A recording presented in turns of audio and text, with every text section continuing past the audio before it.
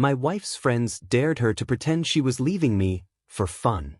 She laughed while saying it, until my calm reply made every smile at that table disappear. What I thought was a marriage built on mutual respect and genuine partnership was about to reveal itself as something far more fragile and twisted than I ever imagined.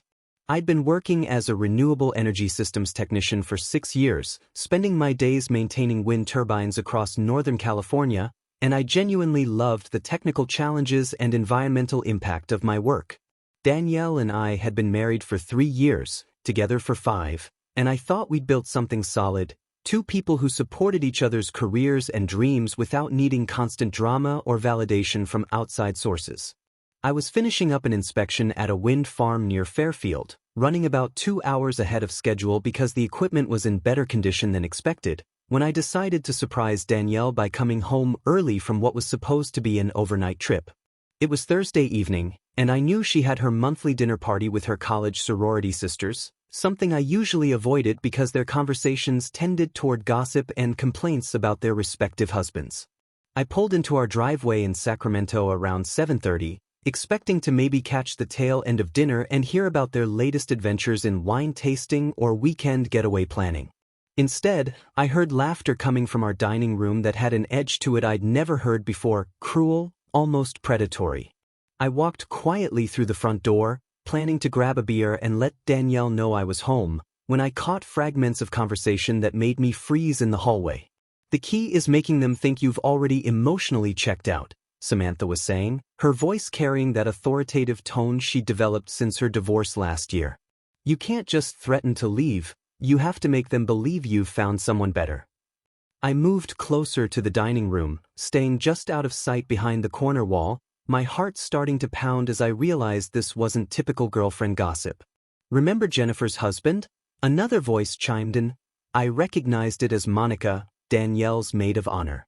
"He spent 15 grand on that cruise to Barbados after she told him she was having an affair with her yoga instructor. All fake, obviously, but he was so desperate to prove his love." The group erupted in laughter, and I heard the distinctive sound of wine glasses clinking together in celebration. "That video got 2 million views on TikTok," Samantha continued, clearly the ringleader of whatever this was. "The way he cried and begged her not to leave? Pure gold. We should have charged admission." My stomach dropped as the reality of what I was hearing sank in. These women weren't just gossiping, they were planning something, and from the context, it seemed like Danielle might be their next target. "Danny, you're up next," Samantha announced, and I could hear chairs shifting as attention focused on my wife. "We've been planning this for weeks, and your anniversary is perfect timing. Steven seems like the type who would absolutely fall apart if he thought he was losing you." Danielle's voice was quieter, uncertain. "I don't know, guys. It seems really mean. Steven's never done anything to deserve that kind of manipulation." "It's not mean, it's hilarious," Monica insisted. "Besides, don't you want to see how much he really values you? This will prove whether he takes you for granted or if he's willing to fight for your marriage." "Think of it as relationship research," added another voice I couldn't immediately identify. "You'll learn things about Steven you never knew, and when you forgive him and take him back, he'll appreciate you so much more. It's basically relationship therapy."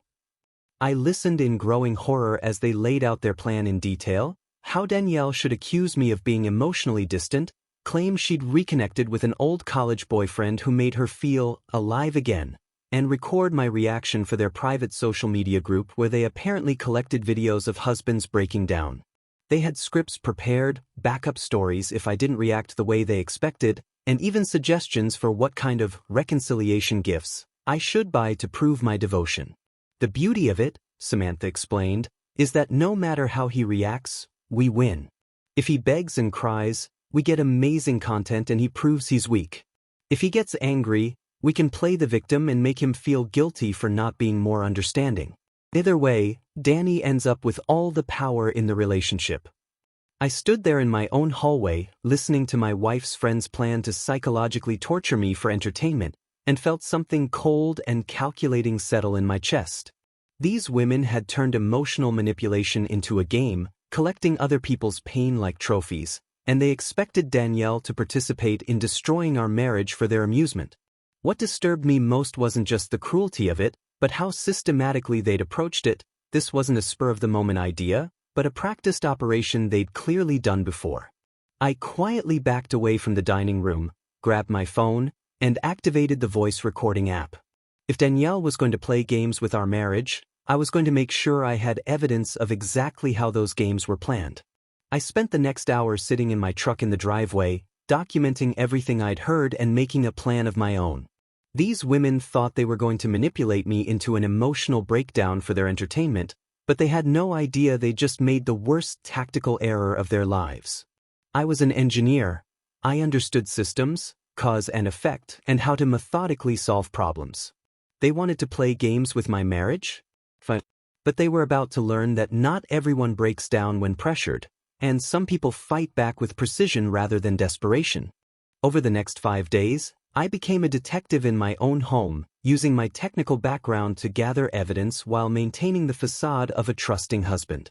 I installed a small recording device in our bedroom after discovering Danielle practicing her devastating breakup speech in front of our bathroom mirror, complete with fake tears and dramatic pauses designed for maximum emotional impact. "Stephen, I've been thinking about us, and I realize I need someone who truly understands my emotional needs," she rehearsed, checking her expression in the reflection. "I've reconnected with someone from college who makes me feel alive in ways I forgot were possible." The clinical way she practiced manipulating my emotions was almost impressive in its calculated cruelty. I documented everything, screenshots of their private Instagram account called Husband Reactions, where they posted videos with captions like, "Watch Brad fall apart when Jessica threatens divorce over his gaming addiction," and "Mike's pathetic begging after Sarah's fake affair confession." There were dozens of posts featuring men in various states of emotional breakdown, with the women rating their performances like some twisted reality show.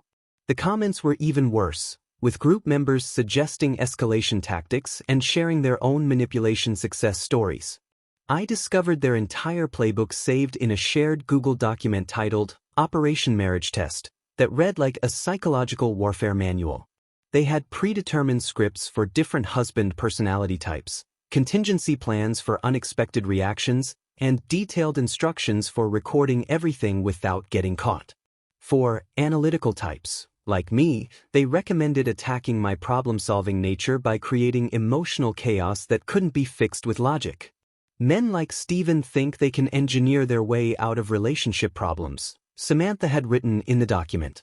Hit them with pure emotion and irrationality. Make him feel like his methodical approach to life is exactly what's wrong with him. They'd even researched my work schedule, noting that I'd be tired and emotionally vulnerable after my upcoming 3-day assignment at the Altamont Pass wind farm. Their attention to detail was genuinely disturbing.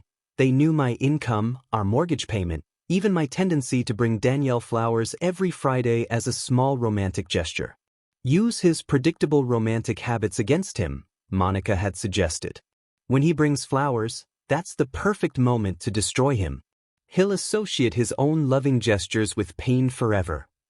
I found receipts for their planning sessions, expensive dinners charged to their husbands' credit cards while they plotted to emotionally torture those same men. The irony wasn't lost on me that they were literally making their targets pay for their own psychological abuse. They'd even established a points system, 10 points for making a husband cry, 15 for getting him to spend over $1,000 on reconciliation gifts, 25 points for a public breakdown, and 50 points if they could get him to propose again with a bigger ring.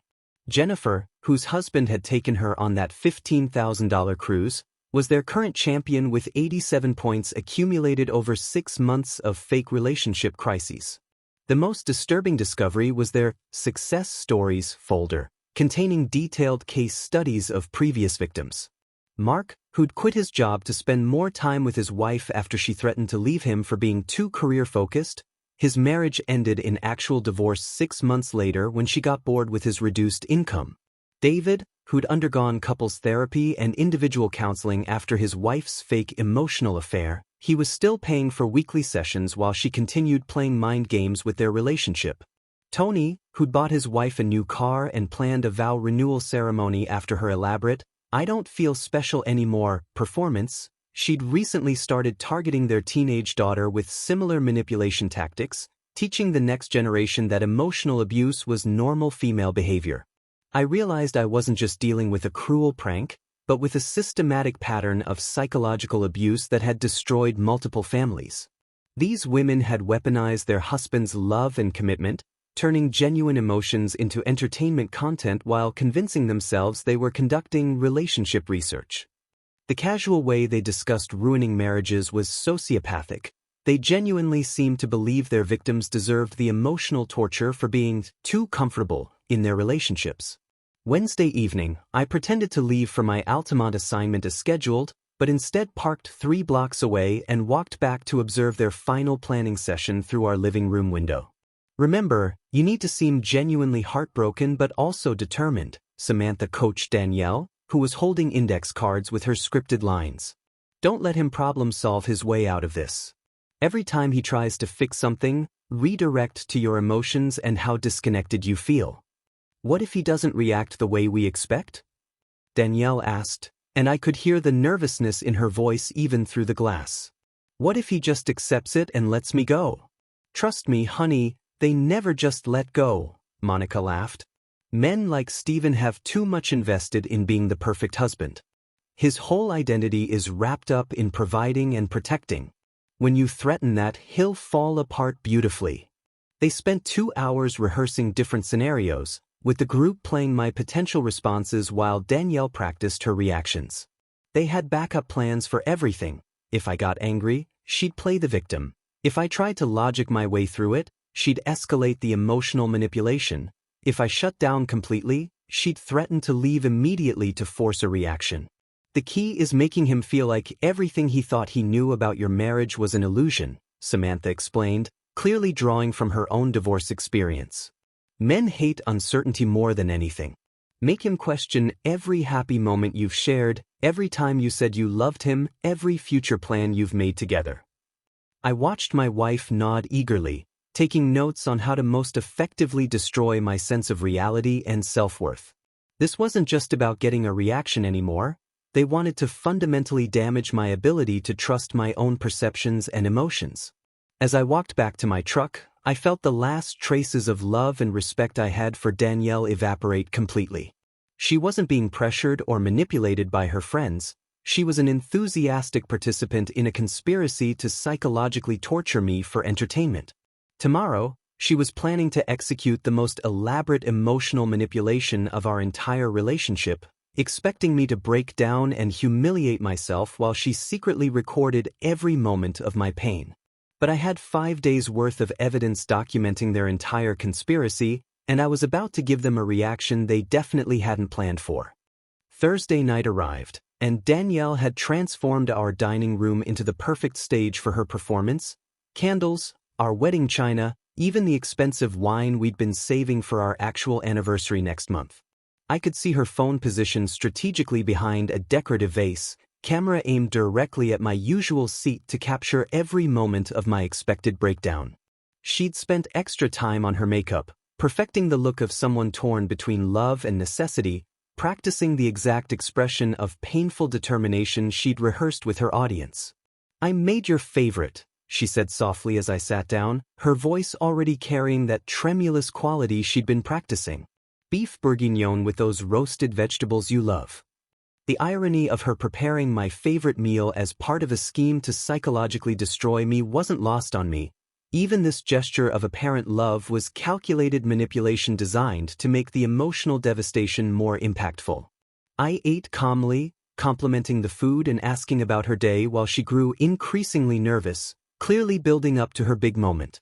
"Steven, we need to talk about something important," she finally said, right on schedule according to the timeline I'd overheard. Her hands were shaking slightly as she reached for her wine glass, and I could see her trying to remember her scripted opening lines. "I've been doing a lot of thinking about us, about our marriage, and I've realized something that's really hard for me to say." I set down my fork and gave her my complete attention, exactly the way a loving husband should when his wife claims to have something serious to discuss. "What's on your mind?" "I don't think I'm happy anymore," she continued, tears starting to form on cue. I mean, I love you, but I feel like we've become roommates instead of lovers. You're always working or thinking about work, and I feel invisible in my own marriage." This was straight from their script, the emotional neglect angle designed to make me feel guilty and defensive. I nodded thoughtfully instead of immediately protesting or trying to fix the perceived problem. "I can see how you might feel that way. Can you help me understand what's changed?" The question clearly threw her off script. She'd expected me to either get defensive about my work schedule or immediately start promising to change, but my calm acceptance of her criticism forced her to improvise. "Well, it's not just that," she stammered, glancing almost imperceptibly toward her hidden camera. "I've been reconnecting with some old friends, and it's made me realize what I've been missing. There's this guy from college, Marcus, who really listens to me and makes me feel appreciated in ways I'd forgotten were possible." I watched her deliver the fake affair revelation with practiced precision, complete with the guilty look she'd rehearsed and the defensive posture they'd coached her to adopt. According to their playbook, this was supposed to trigger immediate jealousy and desperation, followed by my demanding details about their relationship while she gradually revealed more intimate moments to maximize my emotional pain. "That sounds important," I said quietly. "It must be confusing to have feelings for someone else while you're married." Again, my response clearly wasn't following their anticipated script. She blinked rapidly, momentarily lost, before pushing forward with the next phase of her performance. "Stephen, I think I need space to figure out what I really want. Maybe we should separate for a while so I can explore these feelings without hurting you more than I already have." The fake consideration for my feelings was particularly cruel, designed to make me feel grateful for her apparent attempt to minimize my pain while she destroyed our marriage for entertainment. I sat back in my chair, processing her words with the same analytical approach I'd use for any complex problem at work. "That makes sense," I said finally. "If you're having feelings for someone else and you're not happy in our marriage, separation seems like the logical next step." Danielle's face went through a series of micro-expressions, confusion, panic, frustration, before settling back into her rehearsed look of painful determination. This definitely wasn't in their playbook. She was supposed to be comforting a devastated husband by now, not dealing with someone who was calmly agreeing with her requests. "You're just going to let me go?" she asked, her voice rising slightly with genuine emotion for the first time all evening. "Just like that?" "I'm not letting you do anything, Danielle. You're telling me you're not happy and you have feelings for someone else. I'm not going to fight you on that or try to convince you to stay where you don't want to be." I stood up and started clearing the dinner plates with the same methodical efficiency I brought to everything else. "I'll help you pack this weekend if you want." The panic in her eyes was becoming more obvious as she realized her elaborate manipulation was completely failing to produce the desired reaction. She'd prepared for anger, desperation, pleading anything except calm acceptance and practical problem-solving. "Stephen, stop," she said, actually reaching out to grab my arm. "You're not reacting right. I mean, you're not reacting the way I expected.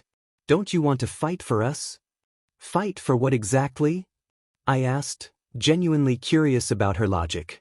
"You just told me you have feelings for another man and you're not happy with me. What am I supposed to fight for? Your right to stay in a marriage that makes you miserable." She opened and closed her mouth several times, clearly scrambling to find a way back to her script. The calm, rational discussion she was getting instead of emotional chaos was making her appear increasingly unstable by comparison, and I could see her growing frustration with my refusal to play my assigned role in her drama. "Most husbands would be devastated right now," she said, almost accusingly. "Most husbands would be begging me to reconsider." "Maybe," I agreed, "but I'm not most husbands. I'm someone who wants you to be happy, and if that happiness doesn't include me, then I'd rather know now than waste more time trying to fix something you've already decided is broken." The conversation continued for another 20 minutes, with Danielle growing increasingly desperate to provoke some kind of emotional reaction while I maintained my calm, practical approach to what she was presenting as the end of our marriage. She escalated her descriptions of Marcus, added details about their supposed romantic connection, even hinted at physical intimacy, all designed to trigger jealousy and possessiveness that simply wasn't coming. By the end, she was practically in tears from frustration rather than the fake sadness she'd been performing, and I could see her glancing repeatedly toward her hidden camera with growing panic. This wasn't going to be the triumphant content she'd promised her friends. It was going to be evidence of a manipulation scheme that had failed spectacularly, leaving her looking desperate and slightly unhinged. "I think I'll sleep in the guest room tonight," I said finally, kissing her forehead gently. "Give you some space to think about what you really want. We can talk more tomorrow about logistics." As I walked toward the stairs, I could hear her frantically texting someone, probably Samantha, trying to figure out how to salvage her performance or explain why their foolproof manipulation tactics had completely backfired against someone who refused to be manipulated.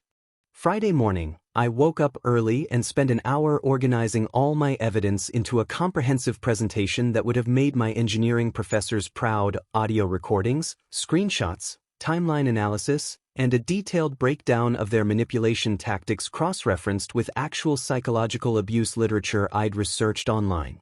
Danielle was still asleep, probably exhausted from her failed performance and the emergency strategy session she'd undoubtedly had with her conspirators late into the night. I made coffee and waited, knowing she'd eventually have to confront the reality that her elaborate scheme had produced exactly 0 usable content for their 6 social media collection. She came downstairs around 9, looking haggard and uncertain, clearly hoping the morning would bring a delayed emotional breakdown that she could still capture for her friends.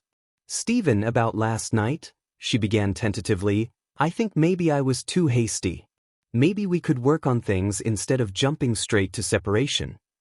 The damage control was painfully obvious. She was trying to reset the entire situation because my calm response had ruined their entertainment value. But I was done playing along with any version of her script. "Actually, Danielle, I think we need to have a completely different conversation," I said, pulling out my phone and setting it on the kitchen counter. "I want to play something for you, and I think you should sit down first." Her face went pale as I started the first recording, her voice clearly audible, planning my psychological torture with Samantha and the group just 5 days earlier. "The key is making them think you've already emotionally checked out," her own voice played back to her. "You can't just threaten to leave, you have to make them believe you've found someone better." I watched her expression cycle through denial, panic, and finally a kind of sick realization that her entire manipulation had been documented from the beginning. "Steven, I can explain," she started, but I held up my hand and continued playing recordings from multiple planning sessions, including her practicing her fake breakup speech and discussing how to maximize my emotional damage for better social media content. "Let me save you some time," I interrupted, pulling up their private Instagram account on my phone. "I know about husband reactions. I know about the points system. I know about Jennifer's husband and the cruise, David's therapy bills, Mark's destroyed career, and Tony's daughter learning manipulation tactics from watching her mother abuse her father." Her face had gone completely white now, all pretense of confusion or innocence evaporating as I methodically destroyed every possible denial or excuse she might have prepared. "I know you've been practicing this for weeks, that you researched my work schedule to time it for maximum vulnerability, and that you were recording our entire conversation last night for your friends' entertainment." I showed her screenshots of their planning document, including the specific tactics they'd recommended for analytical types, like me, and the backup plans they'd developed for every possible reaction except the one I'd actually given them. "Steven, it wasn't supposed to be serious," she said desperately, tears starting to flow, real ones this time, born of panic rather than performance. "It was just supposed to be a silly game. We never meant to actually hurt anyone." "A silly game?" I repeated, pulling up the case studies of their previous victims. "David's been in therapy for 8 months because of your silly game.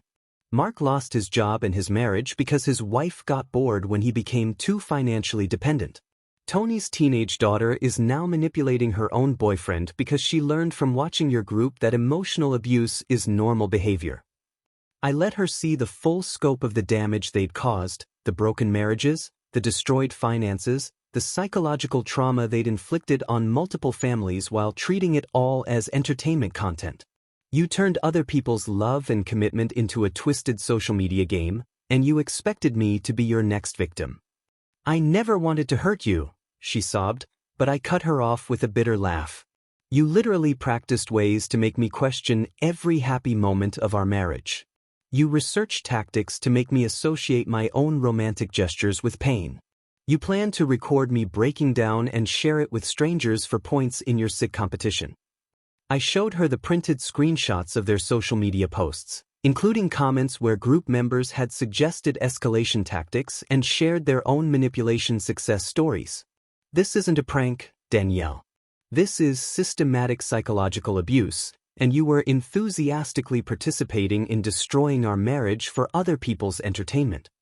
The reality of what she'd been part of seemed to finally hit her as she saw the evidence laid out methodically, irrefutably, with the same precision I brought to analyzing wind turbine performance data. Stephen, please, I know I made a terrible mistake, but we can fix this, she pleaded, reaching for my hands. I'll leave the group, I'll delete everything, I'll do whatever you want. What I want, I said quietly, pulling away from her touch, is for you to understand that you didn't make a mistake. You made a series of calculated decisions over several weeks to psychologically torture me for entertainment. You practiced destroying my sense of reality in our bathroom mirror.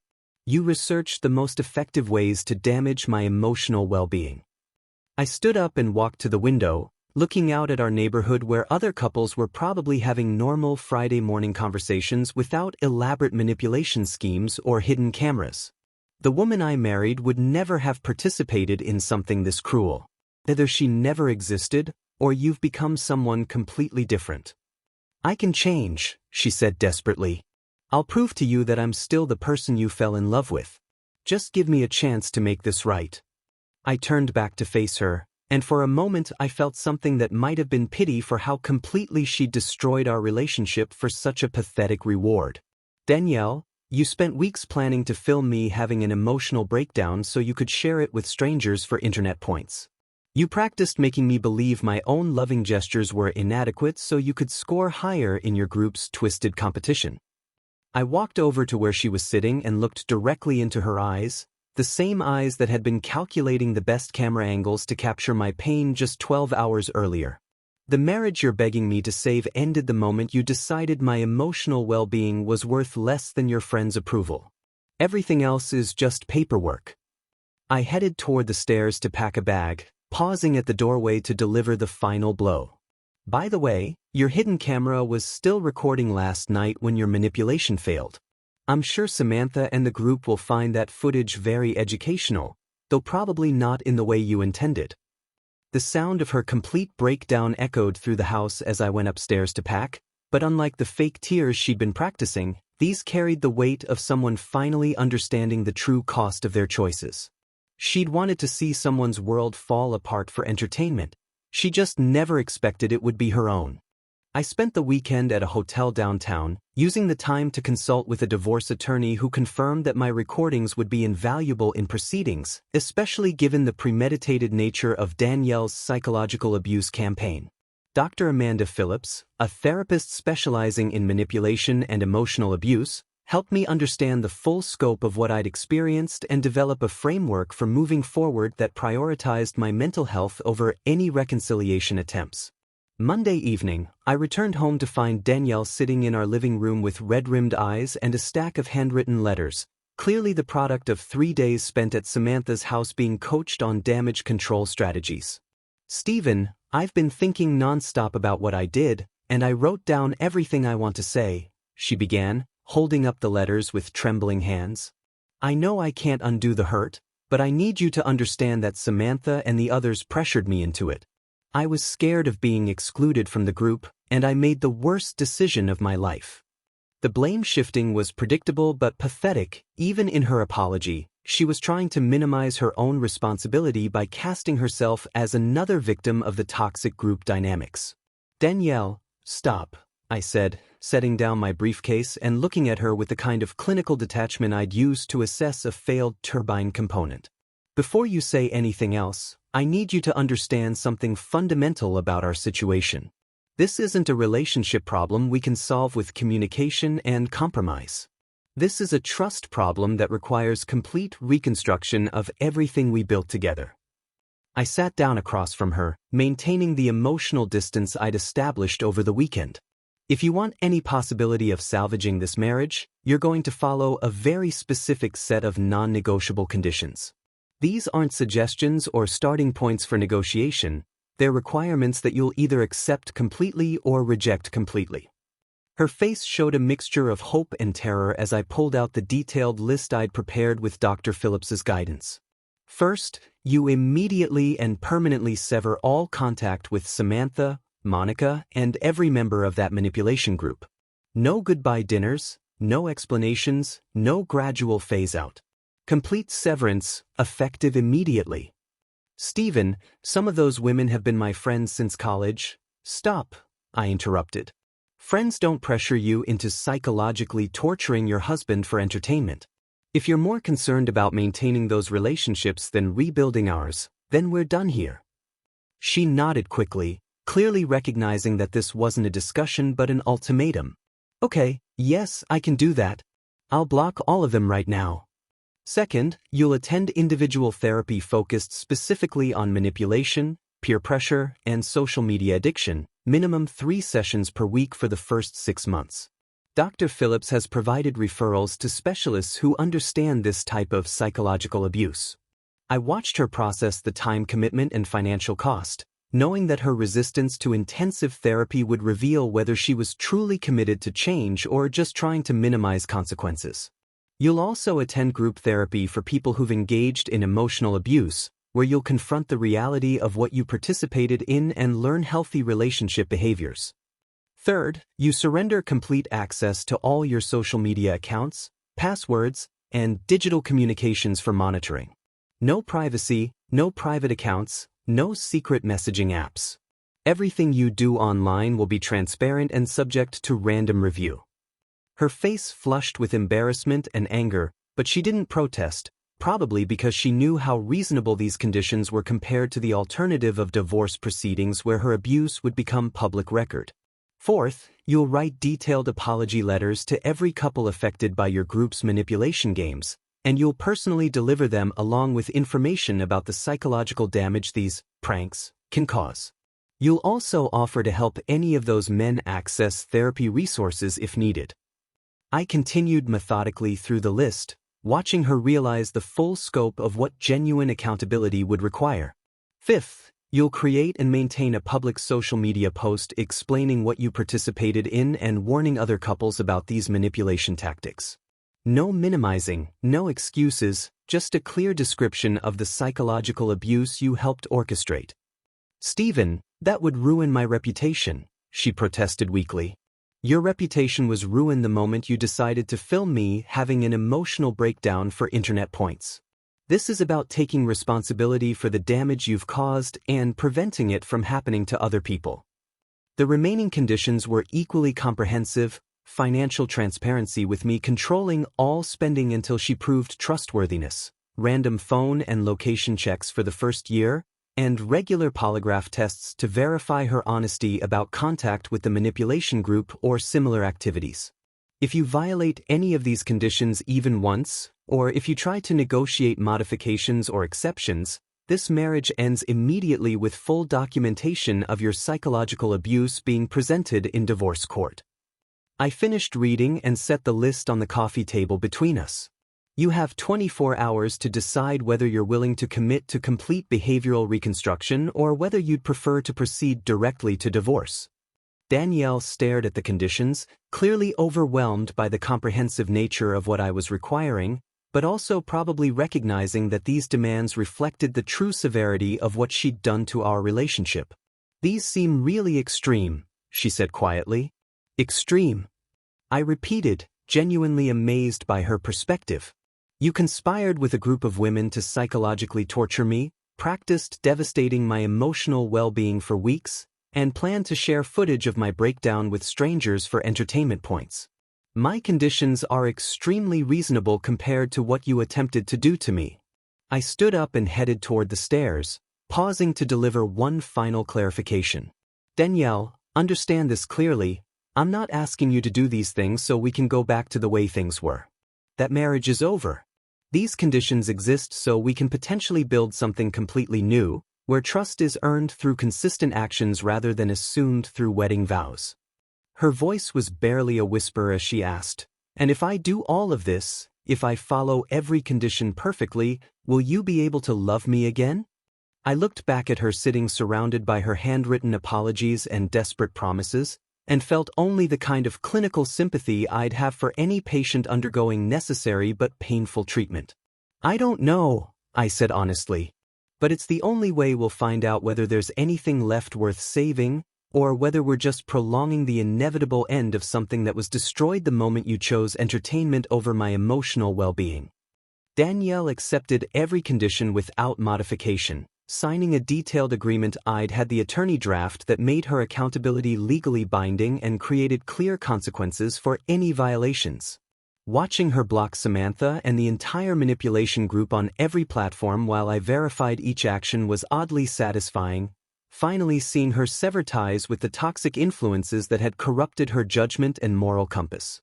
Dr. Sarah Chin, the therapist specializing in manipulation recovery, confirmed that Danielle was attending her sessions 3 times per week and genuinely engaging with the difficult work of understanding how she'd become someone capable of orchestrating psychological abuse for entertainment. "Your wife is confronting some deep-seated issues around validation seeking and peer pressure that go back to childhood experiences of conditional acceptance," Dr. Chin explained during one of our monthly progress reviews.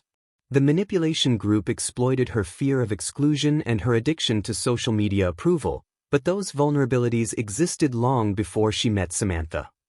The therapy process was brutal for Danielle. She lost 15 pounds in the first month as she grappled with the reality of what she'd participated in and began developing actual empathy for the men her group had targeted.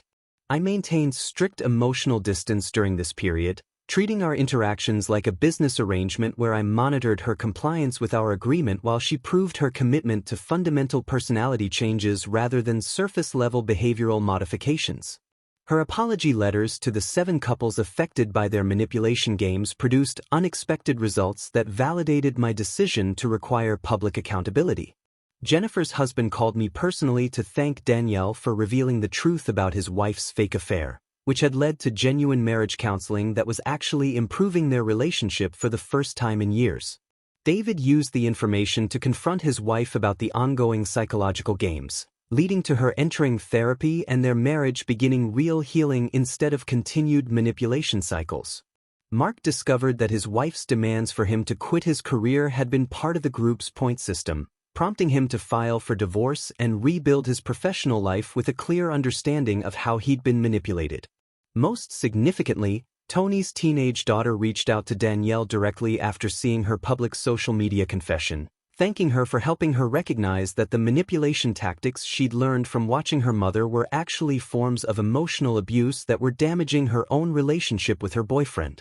"I thought it was normal for girls to test their boyfriends like that," the 17-year-old wrote.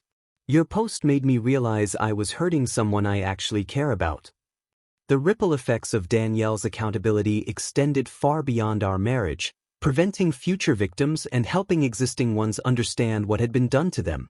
Watching her take full responsibility without minimizing or excuse-making was the first genuine sign that she might be capable of becoming someone worthy of trust again. The digital monitoring revealed just how addicted she'd become to social media validation. Her first month offline from Instagram and Facebook produced withdrawal symptoms that required additional counseling support. "I didn't realize how much of my self-worth was tied to likes and comments until I couldn't access them anymore," she admitted during one of our weekly check-ins. "Everything I did was calculated for social media impact, including our relationship moments. I was living for other people's approval instead of actually experiencing my own life."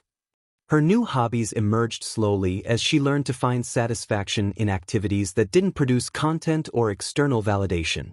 Pottery classes at the local community center gave her something to do with her hands while processing the emotional work of therapy.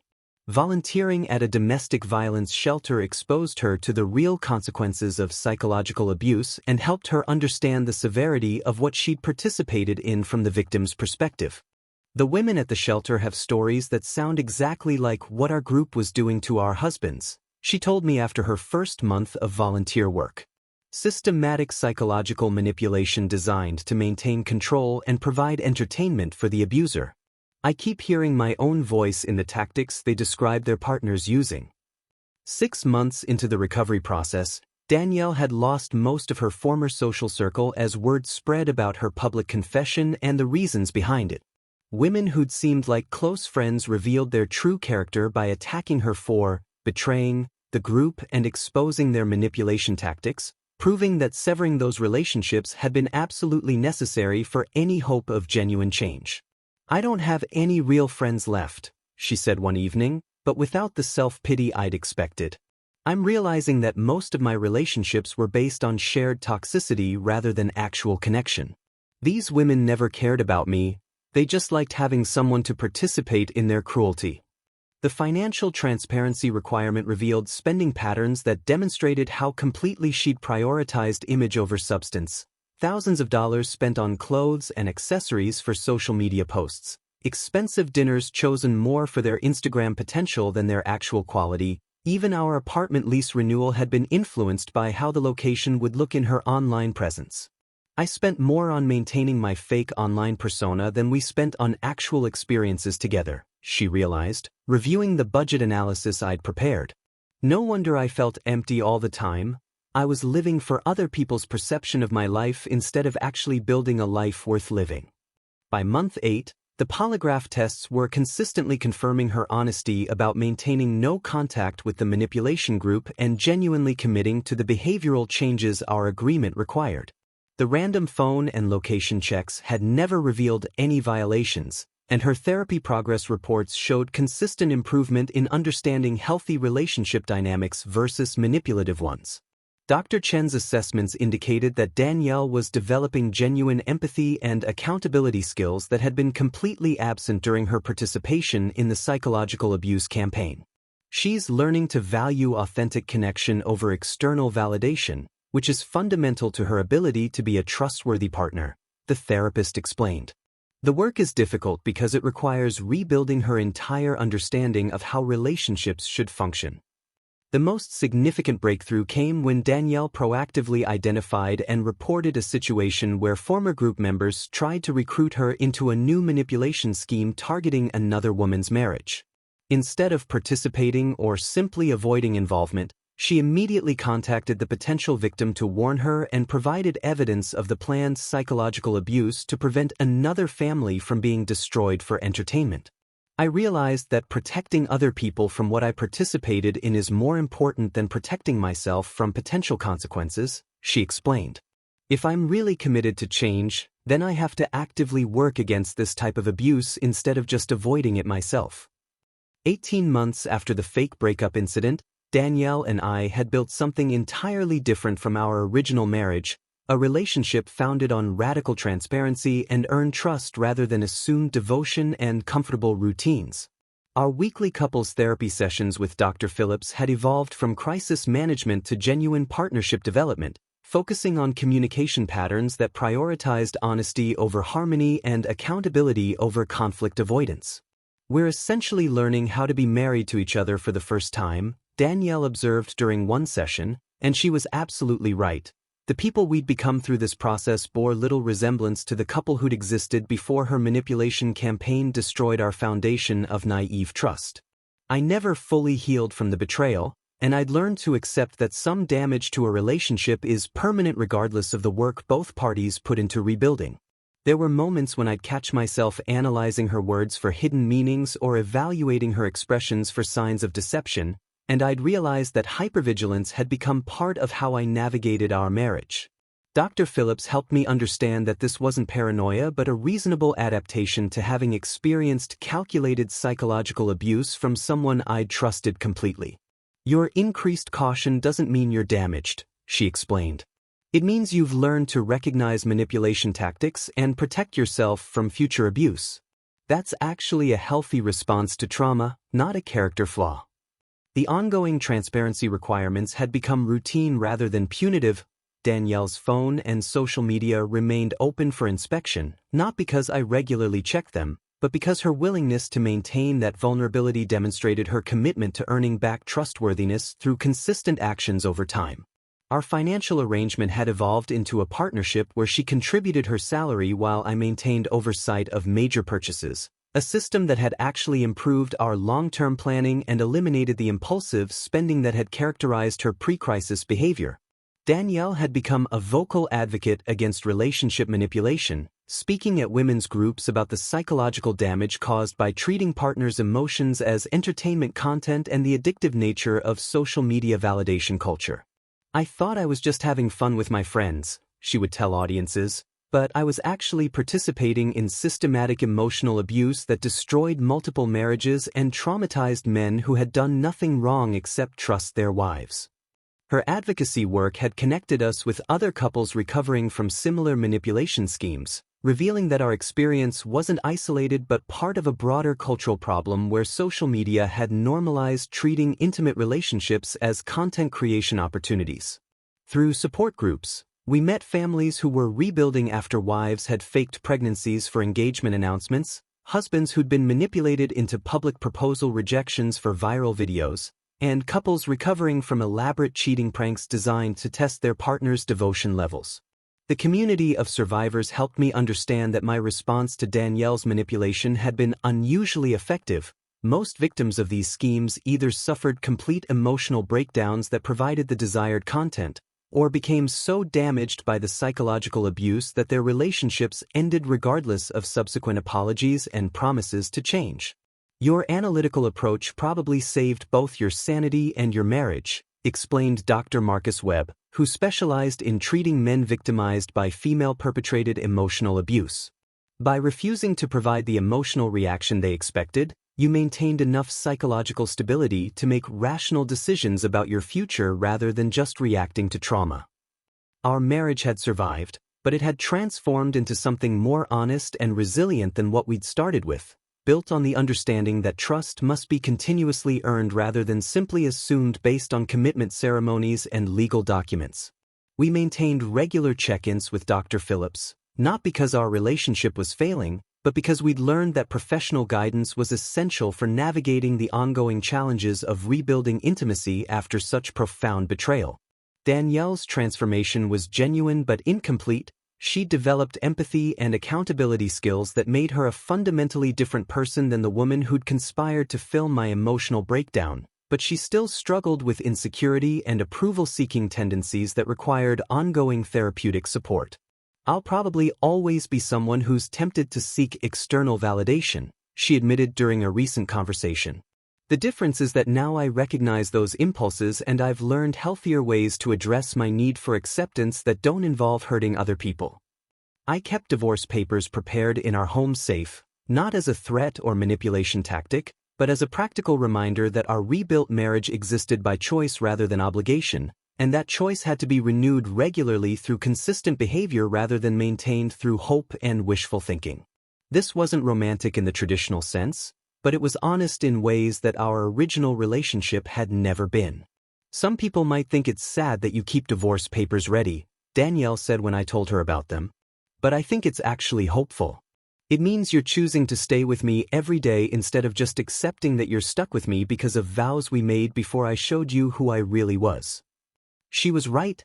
Our marriage had become a daily decision rather than a permanent assumption, and that intentionality had created a foundation stronger than the naive trust we'd operated on before her betrayal revealed the necessity of verification and accountability in intimate relationships.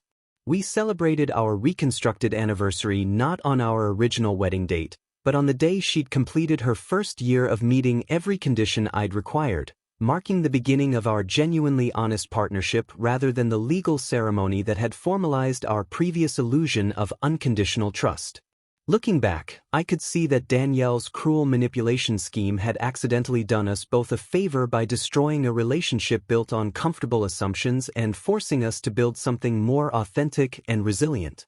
I wouldn't recommend our path to anyone, but I could acknowledge that we'd emerged from the experience as better partners to each other than we'd ever been when we'd assumed love alone was sufficient to maintain a healthy marriage without the hard work of continuous accountability and earned trust.